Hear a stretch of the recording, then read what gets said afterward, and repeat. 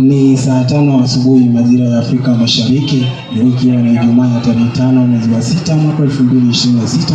Kutoka ulipo msikilizaji, jambo na karibu kwenye habari za Radio Hightech FM station inayofuma kwa kishindo.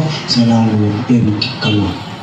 Katibu wa elimu ya msingi Profesa Julius Bito amesema serikali ina mpango wa kufunga shule mapema kwa likizo fupi licha ya matukio ya moto na visa vya utovu wa nidhamu vilivyoripotiwa katika baadhi ya shule nchini katika wiki za hivi karibuni.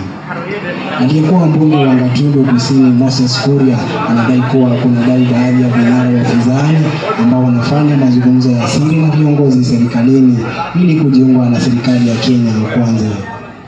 Na nikisonga mbele ni kuwa wakazi wa kijiji cha Kingston Maliri wanaandamana kulalamikia hali mbaya ya barabara wakati wa mvua, wakisema kumechelewa kukamiliki ujenzi unasababisha mafuriko na matatizo ya usafiri wakazi na wanafunzi wanaoenda shuleni.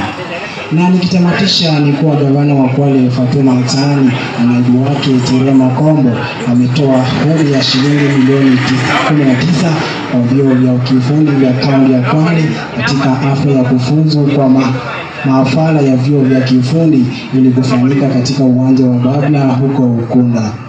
Na msikilizaji, hapo ndipo natia chaki kwenye ubao wa habari za Radio Hightech FM ndio saa 5.